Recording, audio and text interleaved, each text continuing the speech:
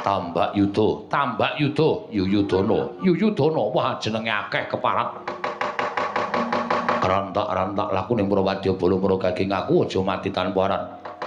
Wani mapan ning lengkeng gunung Kendali Sada. Ana wigati apa? Setyaki malah kepasang Yugya katujuh ing kene. Dene laku ning Prawadya Bala iki mau durung ketemu karo pawongan siji wae. Ning bareng tekan kene ketemu kalawan kowe. Wigatine apa? Didhawuhi dening Sang Prabu Kumbara Yaksa kinen ngupaya menyang endi dununging kethek putih yang bisa tata jalma.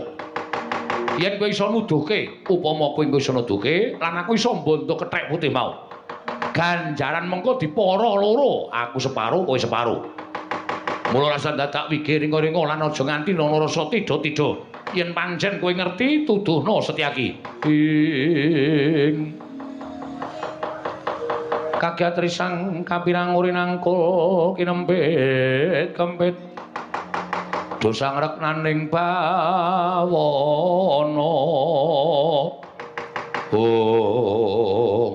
gugu karepe dhewe wani ngrasani karo Kakang Anoman kethek puting bisa tata jalma kuwi pandhita ing Kendari Sada kadangku tuwa ya kuwi Kakang Mayangkara. Lah yen pancen kowe ngerti kakangmu sing jeneng Mayangkara mau bandanen wenehna karo aku. Aku bakal entuk bebungah ingkang sakmurwat karo Ratu Gustiku.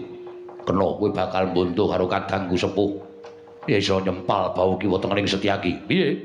Iso nyempal bau kiwa tengening Setyaki. Lho.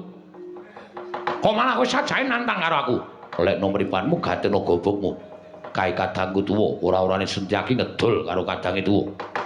Malah kowe sawadya barang ora gelem lunga saka lengkeng Gunung Kendali Sada. Aja takon dosa aku yang bakal nglungake kelawan kowe sak kadang. Lho, wani karo sing tawedene apamu? Ora minggat suara tebak dada muni marganing patimu Singalena Prapteng Lalis tumenggung sumbang Surajiksa.